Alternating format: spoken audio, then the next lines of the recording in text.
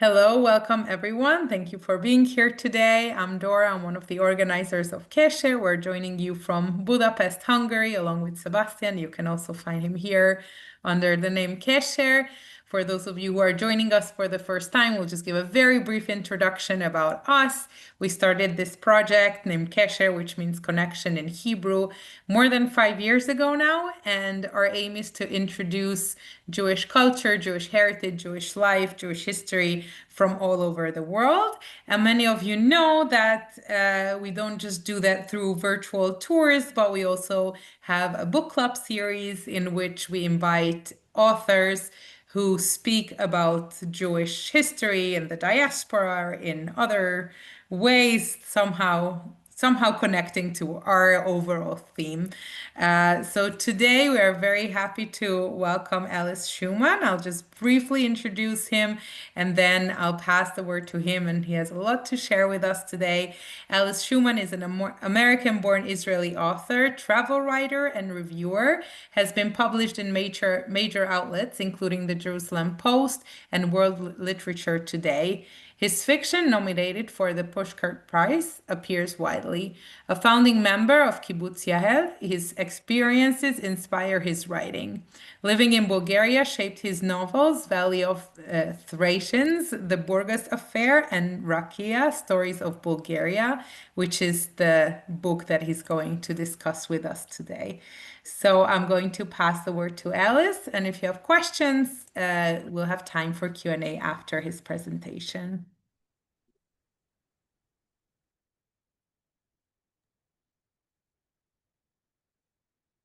Alice? Okay, Yeah. hello everybody. Uh, Thank you, Dora and Sebastian, for hosting me this evening. Thank you, everyone, for joining us this evening. It's an honor to be here. It's an honor to have this opportunity to introduce my book, Rakiya, Stories of Bulgaria. So I'm going to share with you about the book and its subject matter. Let me make sure I can share.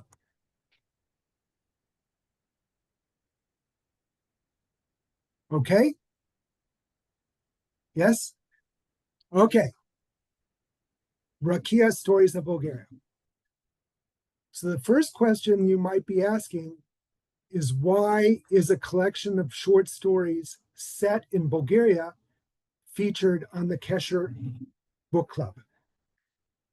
I'm hoping by the end of this evening, you will not only understand why, but you'll also learn about the fascinating story of Bulgarian Jewry during the Holocaust. Most people know nothing, or relatively nothing, about what happened during the Holocaust in Bulgaria. Let me give you a short introduction. Despite siding with the Nazis, Bulgaria's 50,000 Jewish citizens, the entire community, survived the war. That said, more than 11,000 Jews of Macedonia and Thrace, areas under Bulgarian control during the war, were sent to their deaths in the camps of Poland. How did Bulgaria's Jews survive the Holocaust? And how do I relate to this little-known episode of World War II history in my fiction? Well, I'll tell you about that story, about that historical period, in a few minutes. For starting first, I would like to share with you the book's marketing pitch. In the 12 stories of Rakiya, you'll meet a mother pickpocketing tourists in order to support her daughter, two brothers hunting a killer bear, a Syrian refugee working in a Sofia bakery, a femme fatale disappearing at an international writers' conference, two neighbors competing to see who makes the best alcoholic drink, and an elderly war veteran ashamed of his actions during the Holocaust. First of all, why Bulgarian? I am not Bulgarian. I have no Bulgarian ancestry. I was born and raised in Sioux City, Iowa, a small city with a small but very active Jewish community. At the time, there were three active synagogues: Orthodox, Conservative, and Reform. My parents were dedicated Zionists, and in 1972, we made Aliyah to Jerusalem. I was 15 with little choice in the matter. I finished high school and I approached my army service. I joined a Garin, a group of youths forming a new kibbutz, the first reformed kibbutz in Israel. My soon-to-be wife, Jody, and I were founding members of Kibbutz Yehel in the Arava, Israel's southern valley. I worked in agriculture, driving a tractor, sorting onions, spraying pesticides on pepper plants, and milking cows. Jody and I were the first Garin members to marry. Our daughter Reut was the firstborn child of the kibbutz. Our daughter Meirav made us the first family with 2 children, and our son Erez was born, and we became the first family with 3 children, all of under the age of 4. And then we left the kibbutz. My first book was The Virtual Kibbutz, based on my experiences on the kibbutz.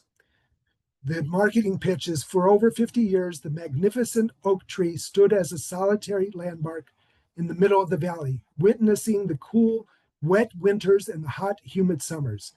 Young pioneers established a new kibbutz nearby, celebrating their collective way of life in the shade of the tree. Decades later, the kibbutz is not the same. Its members' idealism has changed. Can the community still be considered a kibbutz? My parents were founding members of Moshav Neve Ilan, a community outside Jerusalem, and we set up our home on the Moshav. I worked in the Moshav's hotel, making my way from front desk clerk to dining room manager with occasional breaks to serve as the Moshav's work manager and general secretary. Fast forward 17 years, and after a short stint at the Jerusalem Hilton, I left my hotel career behind. I managed a website for a Jerusalem investment firm, and then I served as chief editor of an online news site reporting the latest news and views from Israel. Following that, I became the internal marketing manager of an online gaming company, encouraging customers from all over the world to play online poker. My job took me to Macau and to Las Vegas, where I competed at an event in the World Series of Poker. One day, my boss came to me and informed me that my position was being relocated to Sofia, Bulgaria. Bulgaria? I knew nothing about the country, had never even considered visiting the country. And what about relocation? My wife and I were both of us in our early 50s, with children who had already grown up but with elderly parents who needed our attention. My boss gave us 1 week to decide whether to make the move. Bulgaria. I landed in Bulgaria. Bulgaria is a country that most Westerners know little about. We stayed in the country for 2 years, and 1 second. I landed in Bulgaria in January 2009, and Jody followed 3 weeks later in the midst of a heavy snowstorm. I resumed the work I was doing, marketing online poker, but now from an office in Sofia. My wife was employed by a sister company. We worked in an English language environment and would never manage the Bulgarian language. But we were very curious about Bulgaria and were determined to learn as much as possible about the country during our 2-year relocation contract. Bulgaria is a land blessed by nature, the green forests, the mountains, the Black Sea coast, the picturesque villages, the tasty food, the huge sweet cherries.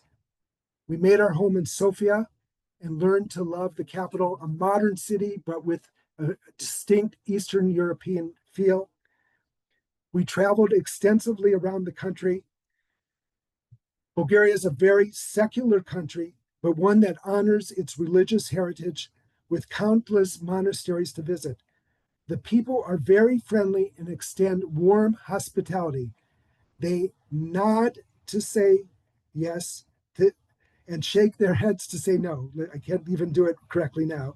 They tie a red and white string bracelet around their wrists on March 1st to welcome the spring. Sofia, the capital, is a modern city, as I said, and we learned to love the city.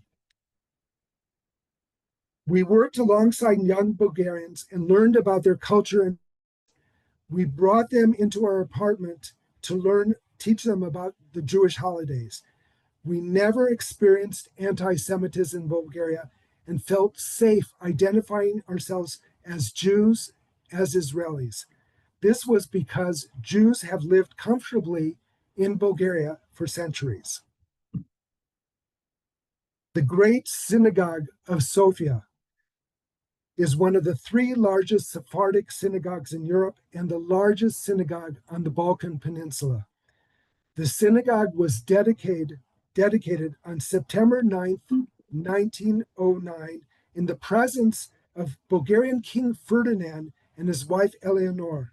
My wife and I attended the 100th year anniversary of the synagogue in 2009, and I sat a few rows behind Bulgaria's president at the ceremony.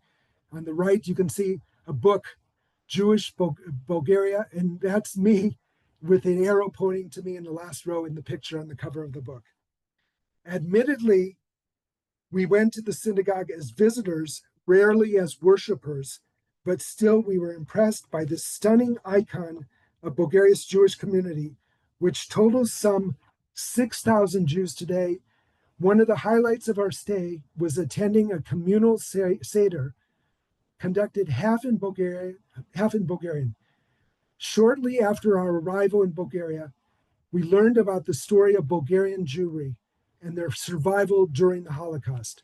Having lived in Israel for decades, with its annual Holocaust Remembrance Day and mandatory school visits to Yad Vashem, we hadn't known anything about the Jews of Bulgaria during the war.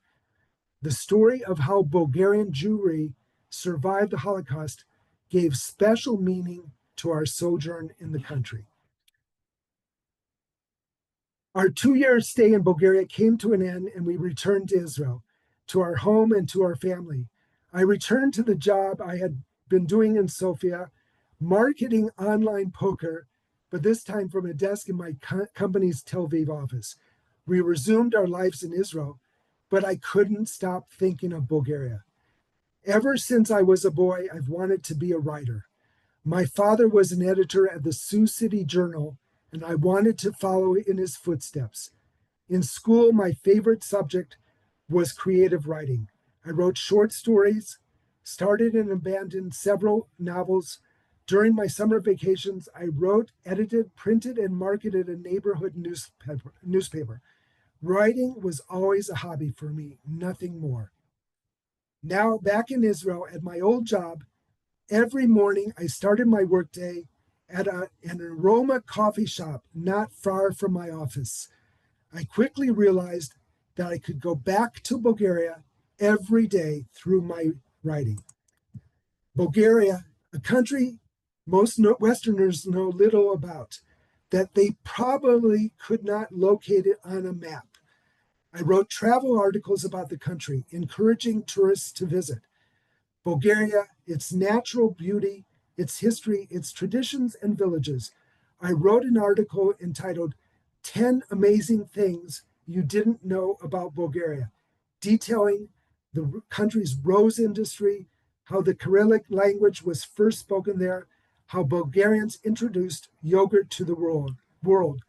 The article was published by the Huffington Post, today HuffPost, and it spread virally. It was translated and published on 3 different Bulgarian websites without my permission. I continued to write about Bulgarian works of fiction. My first novel was Valley of Thracians, published in 2013.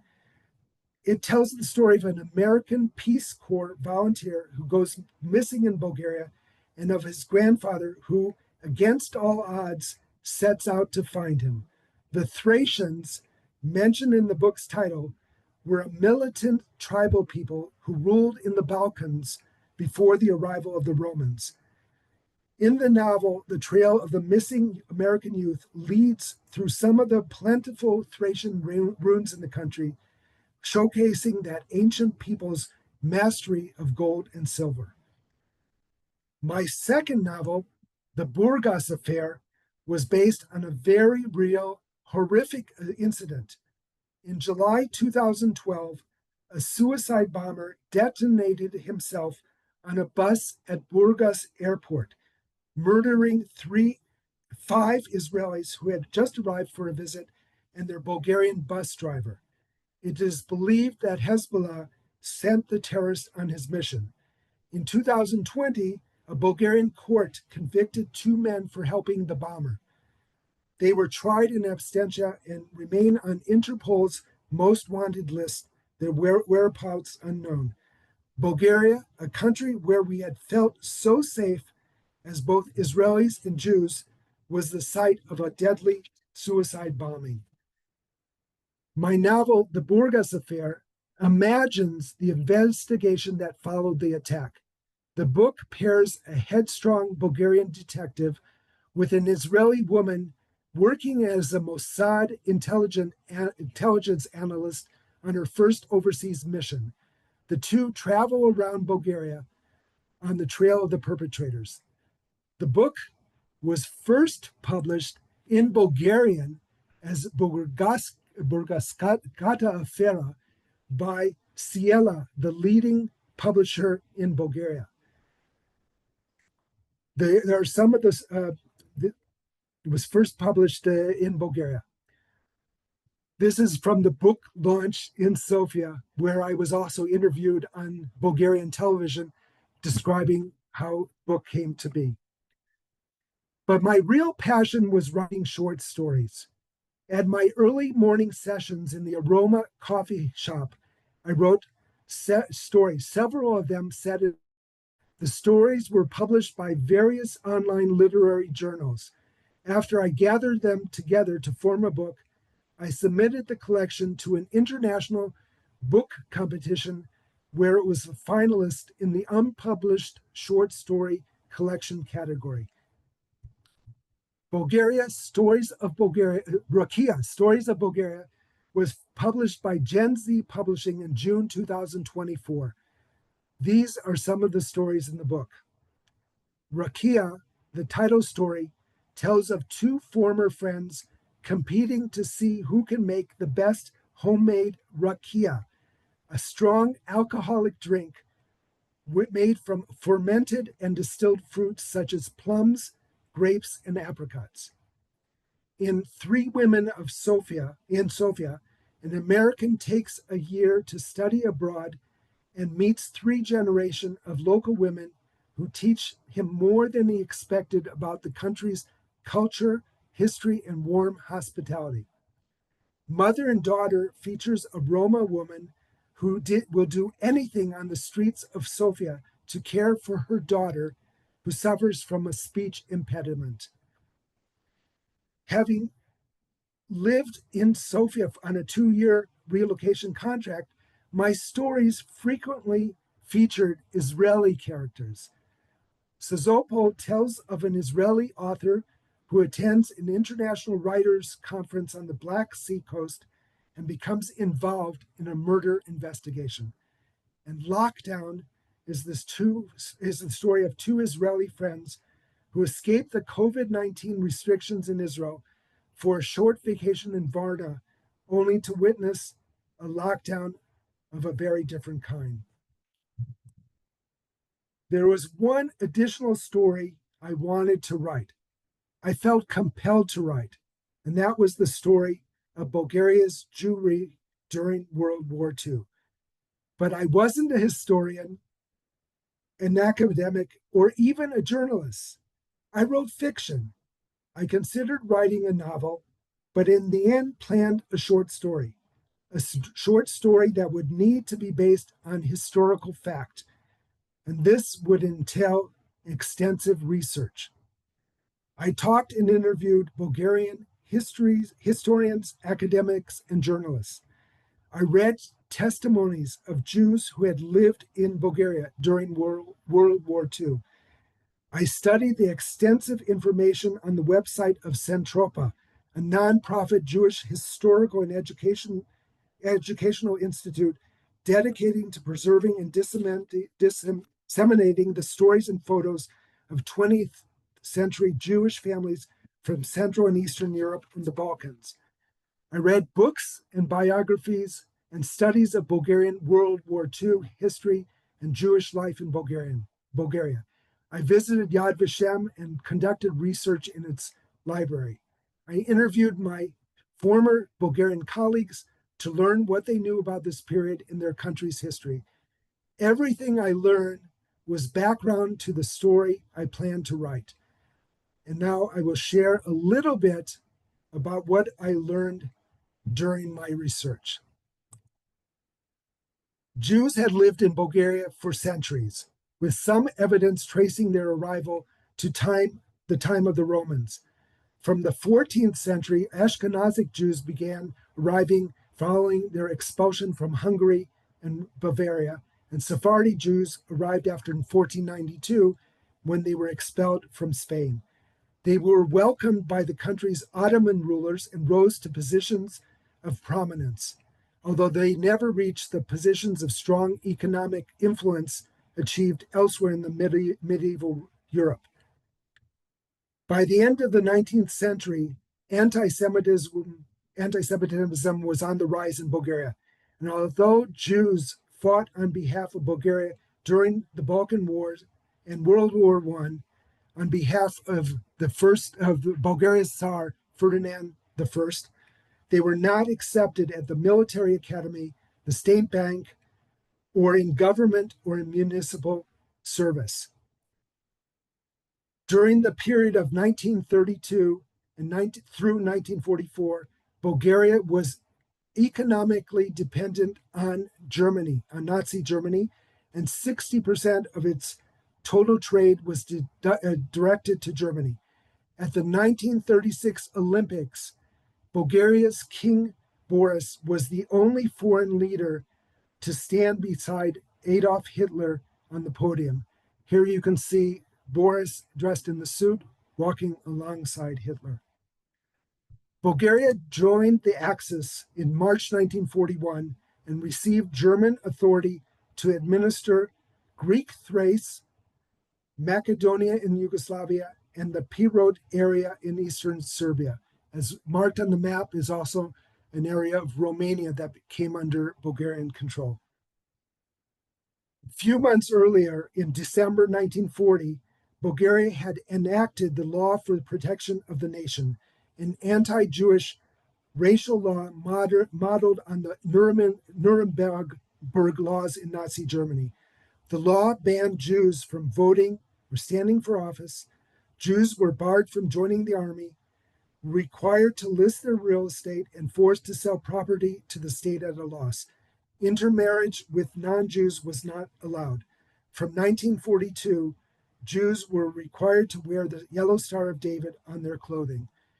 Pictured here are Tsar Boris III and leaders of the Bulgarian government and representatives of Nazi Germany who came to Bulgaria at the time to treat the question of Bulgarian Jews. Starting in 1941, Jewish men ages 20 to 44 and later as old as 50 were sent to labor camps, working on behalf of the Bulgarian Ministry of Buildings, Roads, and Public Works. Even though these were forced labor camps, the men were allowed to go home in the winter months and only return to the camps in the spring. As time went on, conditions worsened, food rations and rest hours decreased, and the camp guards inflicted more punishments on the laborers. In January 1942, in accordance with the German Final Solution Plan for the Jewish people in Bulgaria, Bulgaria's Commissariat for Jewish Affairs moved to execute the plan in the country. In January 1943, German SS Captain Theodor Daniker an aide of Adolf Eichmann, who had previously overseen the roundup of French Jews in Paris, was sent to Bulgaria to deal with the deportation of Bulgarian Jews. It was decided initially to deport 20,000 Jews, starting with those in the occupied Greek and Yugoslav regions. Pictured is the Alexander Belov, the Bulgarian commissioner for Jewish affairs at the Monopol tobacco factory in Skopje, Macedonia in March 1943, where they directed the first deportation of the Jews from that country. Pictured here are real scenes from the deportation, very similar to scenes you've seen elsewhere, rounded up from their villages, taken by train to camps in Bulgaria on their way to the extermination camps in Poland. In March 1943, 8,000 Jews from old Bulgaria, the original Bulgaria, were to be deported. These plans were leaked to prominent Jewish citizens who informed their politician friends. National Assembly Vice Chairman Dimitar Peshev, seen here in a suit facing towards the camera somewhat, organized a protest group of parliament members and Kyustendil citizens and met with government officials demanding that the plans be canceled. Following this, the deportation orders were indeed canceled, or rather postponed.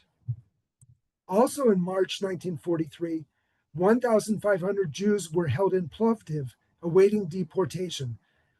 Bulgarian Patriarchate Metropolitan Kirill sent a protest telegram to the king and threatened civil disobedience to protest the deportation plan. According to some plans, he stated that he'd lie across the train tracks if necessary. Appeals to the king were also made by Metropolitan Stefan of Sofia. In May 1943, a new plan to deport Bulgaria's Jews was approved by Boris. The Jewish Affairs Commissariat began moving Soviet's Jews to villages and towns in the Bulgarian countryside, giving them 3 days to collect their belongings and leave the capital. This was planned as the initial stage of deportation from Bulgaria. Many of the Jews were sent to internment camps. One was in Samovit, a small village on the shores of the Danube River. At this camp, the government incarcerated anyone considered dangerous to the security of the state, including not only Jews, but also opposition leaders, political activists, communists, homosexuals, insane patients from mental institutions.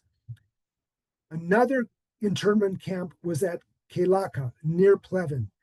Bulgarian Jews were housed in wooden sheds, and one of them was torched in July 1944, killing 11 men, women, and children. No remnant of that camp exists today, but there is or was a small monument to the communist Jews who died in the camp in a park near Pleven. Yet, despite all this, the deportation of Bulgaria's Jewish community never happened. Bulgarian Jews were released from the camps and returned to their homes. Many reclaimed their businesses from their Gentile friends. Meanwhile, the Soviet Red Army approached from the east, and Bulgaria withdrew from the Axis in September 1944. A pro-Soviet government came to power, and over 40 years of communism followed. The majority of Bulgaria's Jews made Aliyah to Israel following the establishment of the state. So, who saved Bulgaria's Jews? This is a monument in Sofia marking 75th anniversary of the salvation of Jews during the Holocaust. King Boris, the Tsar of Bulgaria, was the ultimate authority in Bulgaria. Despite being allied with the Nazis, he resisted sending troops to the Eastern Front to fight the Soviet Union. Although he originally approved the anti-Jewish discrimination, he ultimately did not allow the deportation of the country's Jews. Still, his role in helping the Jews survive is quite controversial. Even today, there are heated arguments among Bulgarian Jews in Israel and disagreements among Bulgarian historians and journalists. Once honored as savior of the Jews, Boris is no longer credited with their survival. Monuments that had been erected in Israel in his honor have been removed. If not Boris, then who? Dmitry Peshev, who I mentioned earlier, rebelled against Bulgaria's pro-Nazi government, obtaining the support of the other Bulgarian politicians. Peshev's efforts helped prevent the deportation of the country's Jews and led to his losing his position as deputy speaker of the National Assembly of Bulgaria. He was honored by Yad Vashem by the title Righteous Among the Nations. Bulgaria's Orthodox clergy, Metropolitan Kirill and Metropolitan Stefan, were both recognized by Yad Vashem as also as righteous among the nations. We visited their graves at a monastery south of Plovdiv. But more than these politicians and clergy, also credit should be given to the Bulgarian citizens, unions, professional organizations, and others, including Bulgarian citizens, had protested the enactment of the law for protection of the nation and the deportation of the Bulgarian Jews. Another issue of controversy regarding the country's World War II years is whether Bulgaria should be held responsible for what happened to the Jews of Macedonia and Thrace. As I mentioned, more than 11,000 Jews from those territories were deported and lost their lives in the camps of Poland. Was Bulgaria an active participant in these atrocities, or was it only following the Nazis' orders? What is certain is that Bulgaria administered these territories, and its soldiers and police were active participants in the deportation of the Jews, and they're being sent to the death camps. After learning all this history, which I have now shared with you in short, I wondered how could I write about this historical period. I became compelled to tell the story. I had never previously written historical fiction. I wasn't sure how to set my story in the 1940s, but there was something more. How could I ensure that my fiction, based on fact, would not stray too far from the events that actually happened? The result is the story Forgiveness, the longest story in my book, Rakiya, Stories of Bulgaria. In the story, a young Israeli receives an unexpected invitation to visit a picturesque village in southern Bulgaria. I would like to share a short reading from the introduction of the book. Forgiveness. The village was nestled in green foothills not far from the Greek border. Quaint wooden farmhouses and ramshackle barns, cultivated fields of summer crops, fenced-off pastures spotted with dairy cows and goats, grassy meadows bordered by colorful wildflowers. In the distance, snow-capped peaks below a cloudless blue sky. The Rhodope Mountains, scenic and bucolic, home to some of Bulgaria's oldest citizens. One of them was waiting to see me. My grandfather is 95 years old, Anna reminded me as we drove south on the narrow highway. He's half blind, walks with a cane, and doesn't hear very well, but he still has his wits about him. He rises at the crack of dawn to milk his cows and tends his vegetable garden in the afternoons. And he eats a lot of yogurt, she added with a laugh. I can't believe I'm here and that I've flown all the way from Tel Aviv just to meet him. He's very eager to see you.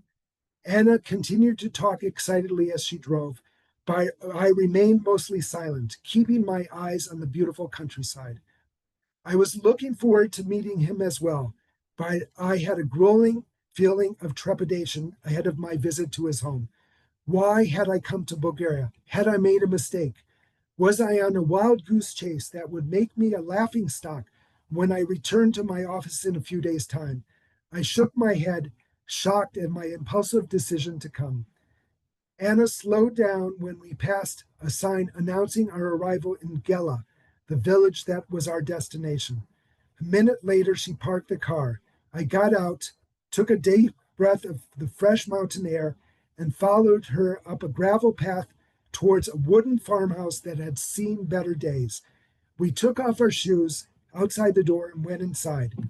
It took several moments for my eyes to fully acclimate to the dark interior. Outside, it was a warm June day, but inside the farmhouse, I shivered. The unlit farm fireplace at the side of the open kitchen made me wonder how warm the room was in winter. The Rhodopes were ski territory, I had learned. Visions of snow-covered slopes brought back memories of the ski trip I took with friends after finishing my compulsory service in the Israeli army. Sit here, Anna said, pointing at a low bench near the dining room table. My mother is probably shopping in Smolyan. I'll go see if my grandfather is awake. I sat down, looked around the rustic, homey room. Watercolor paintings of green landscapes hung on one wall, a window open to real life vistas. All the furniture was wooden, apparently homemade. I rested my hands on a colorful embroidered tablecloth, backpack under the table, and fidgeted as I waited for Anna's grandfather. All I knew was that he had something to give me, and I didn't have a clue what it could be. The story Forgiveness. The events I describe in the story are based on historical fact. In the story, I mentioned the labor and internment camps, the acts of many brave Bulgarians. None of Bulgaria's Jewish citizens were sent to the camps, and I mentioned this as well as the death of over 11,000 Macedonian and Serbian Jews. Forgiveness is the most serious story in my collection. It is a story of patriotism, of following orders and questioning orders, of human dignity, and of maintaining one's Jewish faith against all odds. It is a story of survival. It is a story of friendship that can outlast the hardships of war. And it raises the question, can one forgive the cruel actions of a previous generation? It was important for me to share this dramatic period with my readers.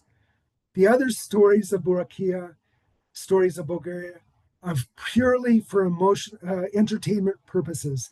They are stories of killer bears, of hiking in Bulgaria's majestic mountains, of new immigrants in Sofia, and of those not considered citizens of the country. They are stories of Israelis working in Bulgaria on relocation contracts, Israelis vacationing in the country as an escape from the troubles back home, and there even is a story of an Israeli who is a suspect in a murder investigation. Rakiya, Stories of Bulgaria, is my collection of short stories dedicated to the period of time and the experiences I had in Bulgaria. It is available for sale on Amazon. I arrived in Bulgaria not knowing anything about the country. I wasn't aware of its natural beauty, of its fascinating culture and traditions, of its tasty cuisine, or of the story of how its Jewish citizens survived the Holocaust, a story which I hope I gave you a taste of an introduction to today. My 2 years in Bulgaria inspired my writing, left me eager to return to the country time and again. Bulgaria remains in my heart even today, and I'm glad to share this love with my readers. Thank you. Thank you so much. Thank you, Ellis, for sharing the story with us and, of course, for giving us all this uh, context to it and history. It was amazing to learn from you. So I want to just tell everyone that now you are welcome to write questions. I saw that there is a very lively chat going on about the Balkans and other connections to the Balkans and Bulgaria. So thank you, everyone, if you shared resources and other things. Um, so let me see if there are questions. Um, let's see. And if you have questions, Nahum, let's start with you. You raise your hand. Please go ahead. Yeah, I heard that after earthquake, when the church or the cathedral was damaged, the Bulgarian Jews in Israel financed new wonderful windows to the church dedicated to the Metropolitan, which saved them.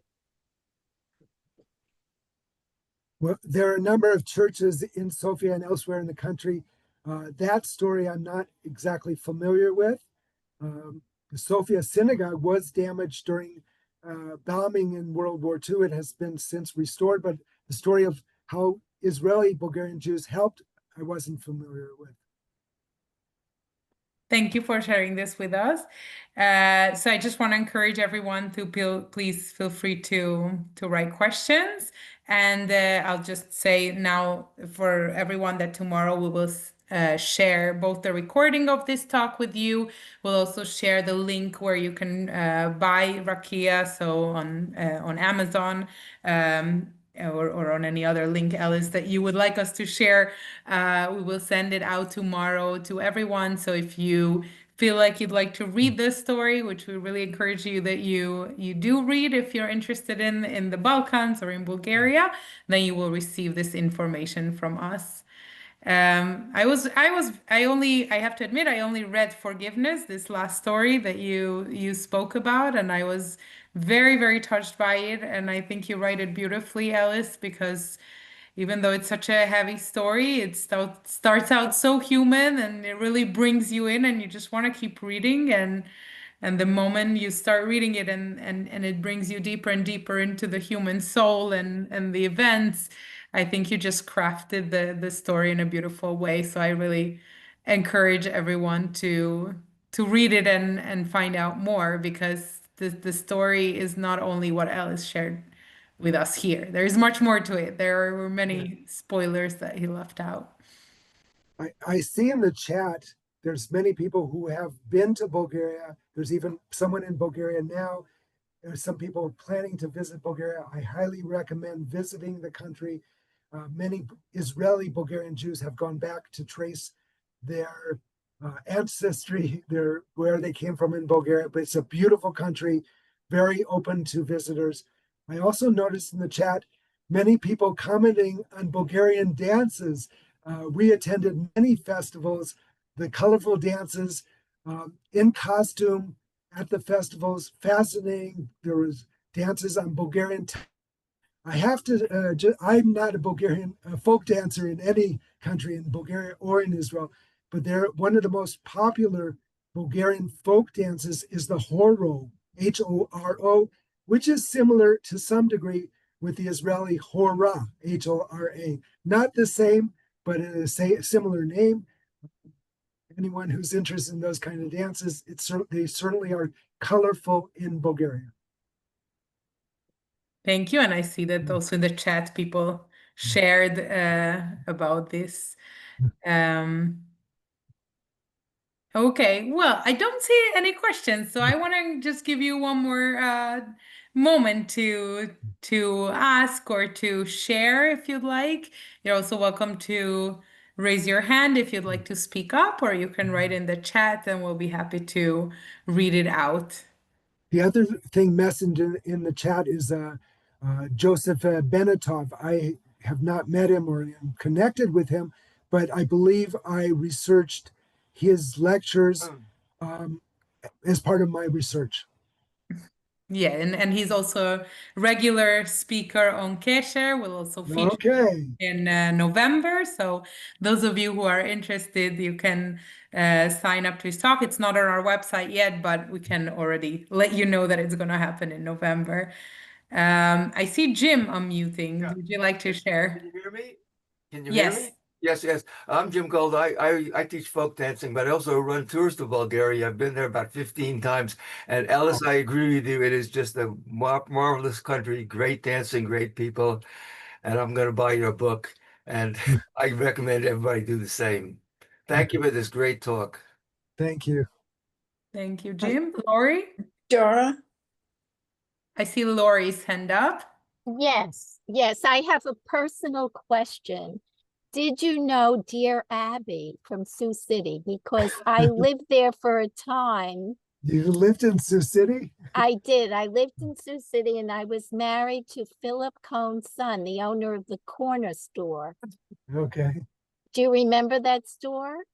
I do not remember the story, but the two sisters, Dear Abby, and there was another sister who also wrote an advice column, were both from Sioux City, and that was very well known.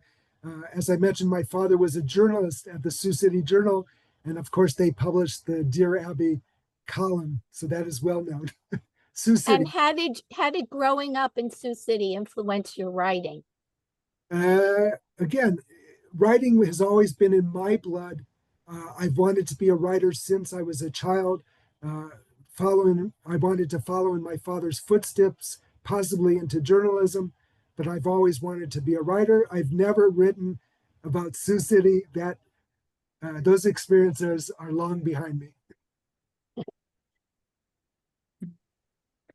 Wonderful. Thank you, Lori, for sharing and asking. Interesting. Yes.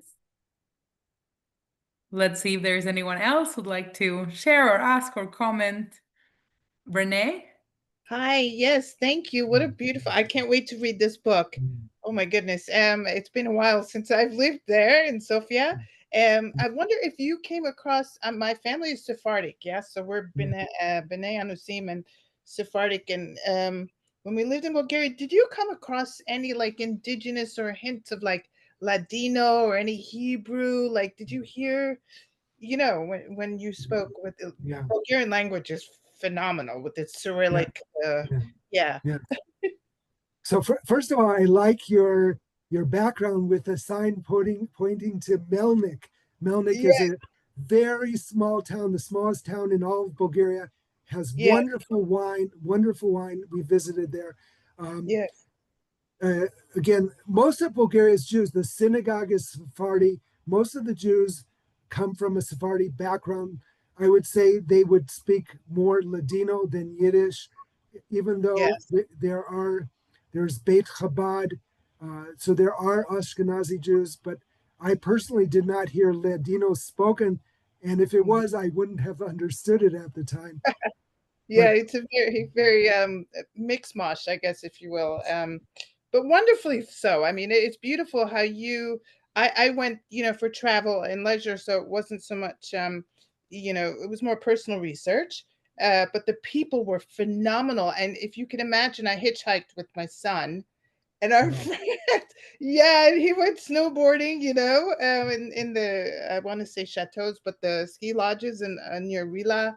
And it's just a phenomenal country. I cannot wait to read your book to get everything, get it all back in. And thank you for sharing all the beautiful stories and giving the Israeli, the Jewish, the heritage and perspective on it. When we traveled, there really wasn't, we weren't focused on that as much, but the beautiful, beautiful, beautiful. Thank you.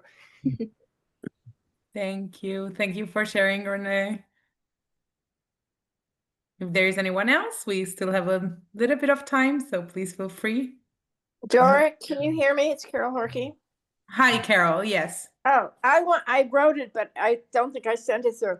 I went to college in Grinnell in Iowa in the 50s, and I just wondered how his parents, Zionists, ended up in Sioux City. Were they born there? I mean, there were so few Jews in Iowa, at least in the countryside at that time. I'm just curious. Like many Jews, my grandparents came from Eastern Europe, Poland and Ukraine, and that made their way west. And my mother's family is from St. Paul, Minnesota. My Right. my father's family came to Sioux City and Nebraska. My father was actually born in Sioux City, and his job Wow. at Sioux City Journal convinced my mother to come from St. Paul to Sioux City, which had an active Jewish community in the 50s and 60s. Thanks. I love the story. Yeah. Thank you, Carol, for asking.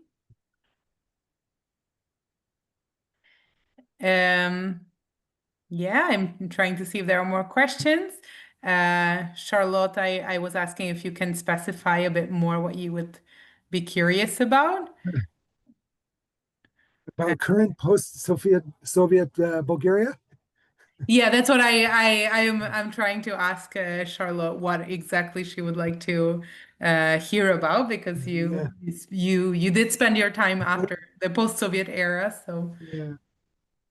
you did speak So about Okay. I'm Yeah. thinking specifically when I drove through on May Day in 1973 from one end to the other of Bulgaria, it was very, very Soviet. So I'm just wondering, what is it like today? You mentioned immigrants. Are you speaking of immigrants from Ukraine or Africa or? Today, we were in Bulgaria 15 years ago. At the time, Bulgaria is, even today, it's learning to become a democracy. If you look at the political situation in Bulgaria today, it's really a mess. There's corruption, and there's instability in the government. Surprisingly, some of our friends at the time, Bulgarians who had grown up in Sofia, said in many ways they missed the days of communism. Yeah. We never got details too much, but I think it was during the age of communism, everyone felt cared for. The government didn't give you a lot, but it gave everybody something. And since 1989, when Bulgaria has been a democracy, a young democracy, there's been political instability, there's corruption, as I mentioned, and there's a lot of emigration. Young Bulgarians are leaving the villages. Someone mentioned this about Burgas. They're leaving the villages, going to the cities, and leaving the cities and going elsewhere in Europe. Bulgaria is a member of the European Union. It's probably the poorest nation in the European Union. It's still a beautiful country and a wonderful place to visit, despite those things. Thank you. Bob? Yes, I'm going to join even though this talk was about Bulgaria, I'm going to join the group of people who are interested about Sioux City. I'm actually in Omaha, Nebraska, and I have numerous friends who were born and raised in Sioux City who moved to Omaha. And in fact, one of the rabbis who would come to our synagogue in Omaha was Rabbi Harlow. And his family is from Sioux City, and he would come here during the high holidays to go up to Sioux City to see relatives and to go to the cemetery. Yes. Okay. So my aunt and uncle were residents of Norfolk, Nebraska. My cousin lives today in Lincoln. Those are well-known places to me. I spent a lot of my childhood visiting in Nebraska. Oh, very nice. Thank you. Mm. Oh, what year did you leave Sioux City? 1972. Okay. And that's when I moved to Omaha from Brooklyn, New York. Okay. Very nice. Thank you. So we're doing 2 in 1. We're getting Bulgaria and Sioux City today, and a bit of the kibbutz. Yahel Yes. also share. Faith. Hi, Dora, and hi, Ellis. I'm looking for any agency that would, a travel agency that would get me to Bulgaria. Is there one you could recommend, or a travel group that that goes to Bulgaria? Yeah, I'm sorry, I don't have any recommendations. We will send in the follow-up email. Okay, thank you, Dora. Thank we you. work a lot with Yeah, I really enjoyed your talk, Ellis, and I'm going to get the book. Thank you. It was very, very interesting. And tomorrow we'll send out, because we do have partners. Joseph Benato was mentioned earlier, who take trips. So we are happy to connect you, Faith, with him, and he can let Okay. you know about his trips Good. to Bulgaria. And let's see if I saw Charlotte. Did you want to?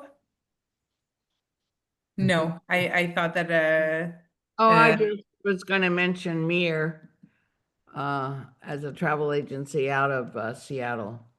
Oh. okay. Okay, thank you. And And Faith, if you write us an email, we can also connect you with Joseph, who was mentioned here earlier. Dora, excuse me. Yes.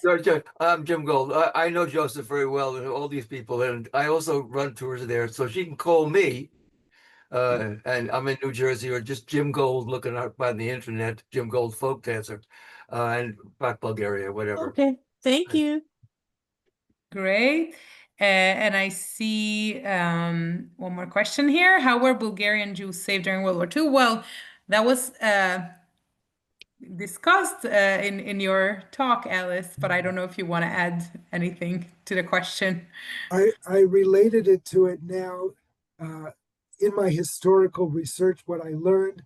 I invite you to read the story Forgiveness, which gives a fictional account of those years. I mentioned the controversy that even today exists among Israel's Bulgarian Jews, and among Bulgarian historians and journalists. I invite you to read and come to your own conclusions. Thank you, Alice. I think this was a beautiful closing sentence, and luckily there were no sirens. Alice, we are so glad. Yes. Ellis is joining us from Israel, so he was not sure in the beginning of the talk if there will be anything happening in this hour, but we are so glad that it didn't. Thank you everyone so much for joining. We're going to send you all the information tomorrow about the book and the recording to this talk. And thank you, Ellis, once again for sharing your story with us. Thank you everyone for attending. It's been a pleasure. Thank you so much. Have a wonderful day and good night for those in Israel or Europe or Turkey, I see, or Bulgaria. Okay, bye. Thank you. Bye, everyone. Bye. Merci, merci, Ellis. They say thank you, merci, in Bulgaria. They do, yes. Rakiya. Yes, yes, yes. Bye, everyone. Thank you very much. Bye. Thank you, Dora.